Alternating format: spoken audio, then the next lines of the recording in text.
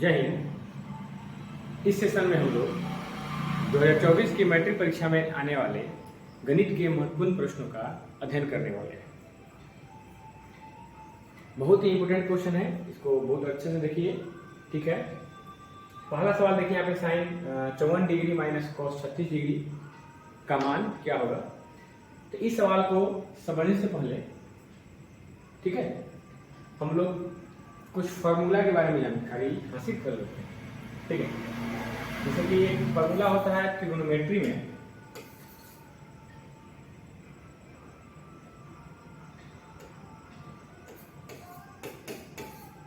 कोटिपूरक कोणों के त्रिकोणमितीय अनुपात, त्रिकोणमितीय अनुपात, ध्यान दीजिए, त्रिकोणमितीय अनुपात।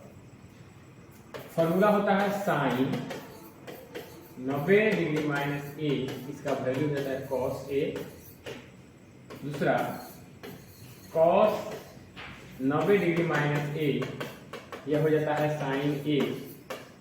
तीसरा टेन 90 डिग्री माइनस ए, यह हो जाता है कॉट ए। तीन फॉर्मूला यह हो गया।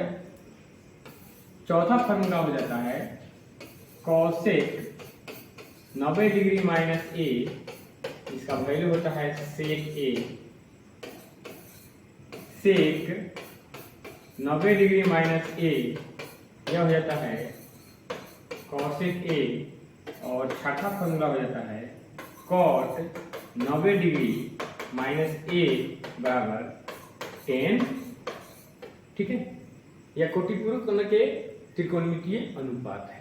ठीक, और इसी फॉर्मूला के आधार पर, ठीक है, इनमें से किसी एक फॉर्मूला के आधार पर पहला सवाल बनने वाला है। तो आइए देखते हैं सवाल क्या है और इसका आंसर क्या होगा। सवाल दिया हुआ है sine 54 degree minus cos 36 degree. ठीक है, यहाँ देखिए सवाल दिया है sine 54 degree minus cos 36 degree. ठीक है, अब देखिए, ध्यान दीजिएगा, थोड़ा सा ध्यान दीजिएगा। साइन 54 डिग्री है, तो सबसे पहले समझिए कि 54 डिग्री का कोटिपूरक कोण क्या होगा, 36 डिग्री होगा। इसका मतलब यह होगा कि 90 डिग्री में से 36 डिग्री हटाएंगे तो कितना आएगा, 54 डिग्री आएगा। तो लिखेंगे यहाँ पे sine 90 degree minus 36 degree minus cos 36 degree. अब बोलिए साइन 90 माइनस थीटा, यहाँ पे फॉर्मूला लागू हो गया इस फॉर्मूला पर। इसका वैल्यू क्या होता है, कॉस ए, यानी कॉस ए की जगह पर 36 डिग्री है माइनस कॉस 36 डिग्री। अब बताइए कॉस 36 डिग्री में से घटाएंगे कॉस 36 डिग्री, कितना आएगा, 0 आ जाएगा। कितना आएगा जी, 0 आ जाएगा। यही आंसर होगा। देखते हैं कि ऑप्शन में क्या है। ऑप्शन में सी है। ऑप्शन में क्या होगा जी, इसका सी होगा। ठीक है, सी में 0 दिया होगा। सेकेंड नंबर क्वेश्चन, एक अर्धवृत्त का परिमाप 36 सेंटीमीटर है। अर्धवृत्त का परिमाप 36 सेंटीमीटर है, तो इसकी त्रिज्या क्या होगी, इसकी त्रिज्या क्या होगी। तो देखिएगा ध्यान से, इस सवाल को बनाने के लिए हम लोग को एक अर्धवृत्त का परिमाप का सूत्र समझना होगा। वृत्त का परिमाप होता है कौन सी, परिधि कहिए, 2πr होता है। लेकिन अर्धवृत्त का जो परिमाप निकलेगा,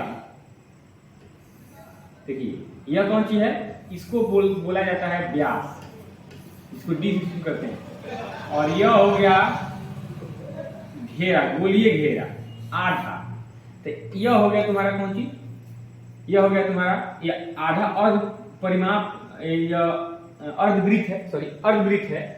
तो इस यह पूरा रहता तो 2πr होता, यानी वृत्त की परिधि 2πr, आधा है यानी πr हो गया।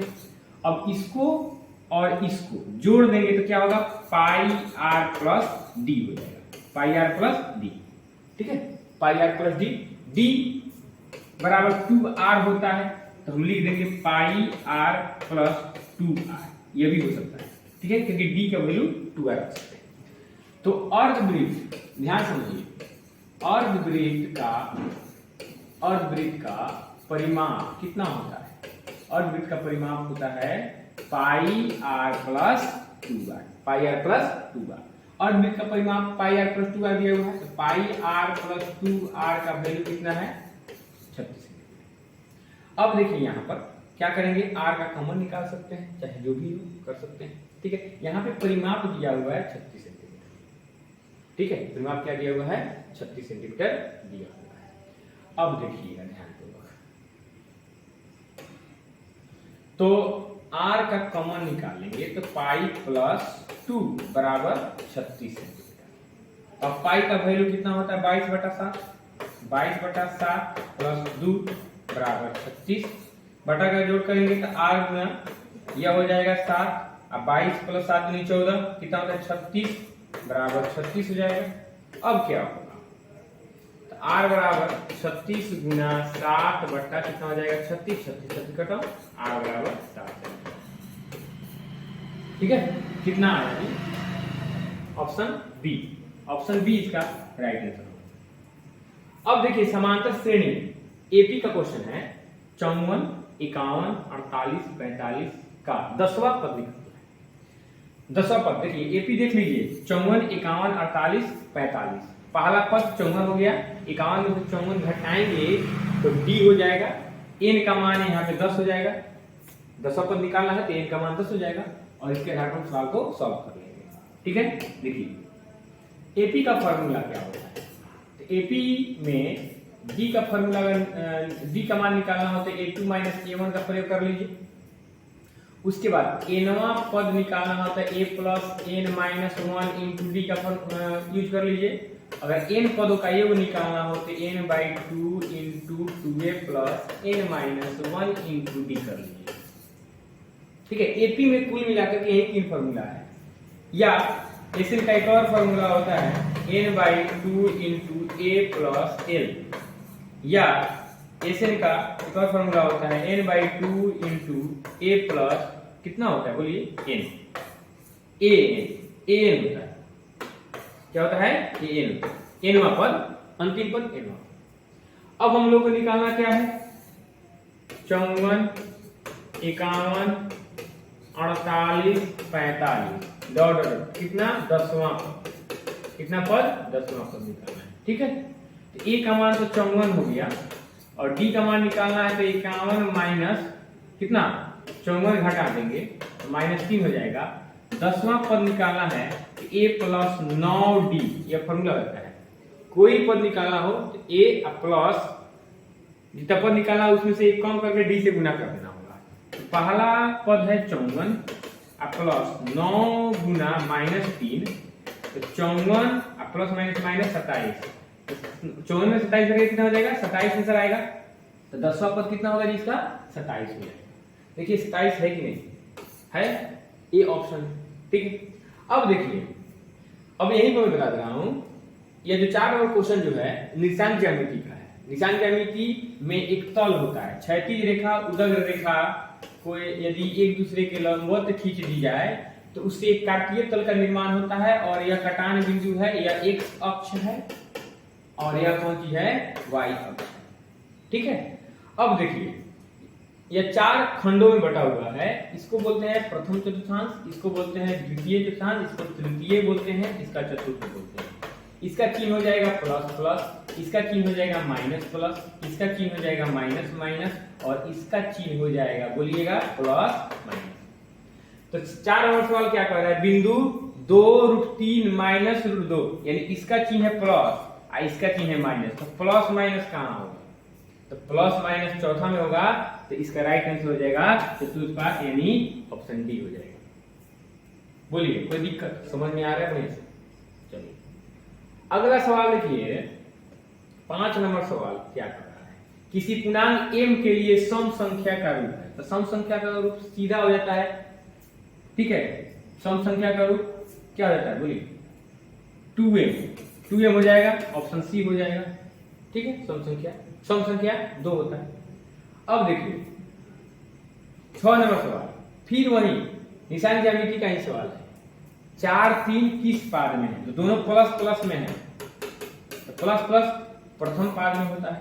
ठीक है, अब देखिए 7 नंबर सवाल, याद रखिए श्रेणी का, समांतर श्रेणी का छठा पद कितना है? 13 है। अब 12वां पद कितना है? 25 है। चलिए इसको बनाते हैं, हम सॉल्व करते हैं बढ़िया से, कोई दिक्कत नहीं होगा। देखिए फॉर्मूला आपके सामने था, तो छठा पद कितना दिया हुआ है बच्चों? 13 दिया हुआ है। कितना दिया हुआ है? 13 दिया हुआ है। तो छठा पद को हम लिख सकते हैं ऐसे, a + 5d = 13, समीकरण नंबर 1।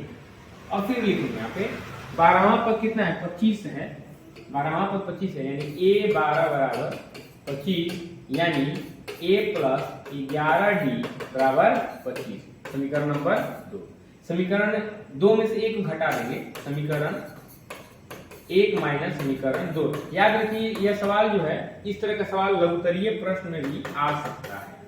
तो बहुत बारीकी पूर्वक देखिए। सबसे पहले हम लोग प्रश्न से क्या करेंगे? पद लिखेंगे, कौन सा पद कितना है लिख लेंगे। उसके बाद इक्वेशन तैयार कर लेंगे। इक्वेशन बन जाएगा तो उसके बाद समीकरण 1 में से 2 घटाएं या 2 में से 1 घटाएं। a + 5d का वैल्यू 13 हो रहा है और a + 11d का वैल्यू हो रहा है 25। अब हम लोग घटा देंगे। घटाने के क्रम में हम लोग को चिन्ह बदलना पड़ता है, तो a से a खत्म हो जाएगा। क्या हो जाएगा? a से a खत्म हो जाएगा। ठीक है, a से a खत्म हो जाएगा। अब 5d में से 11d घटेगा तो -6d बराबर 13 में से 25 घटाएंगे तो -12 हो जाएगा।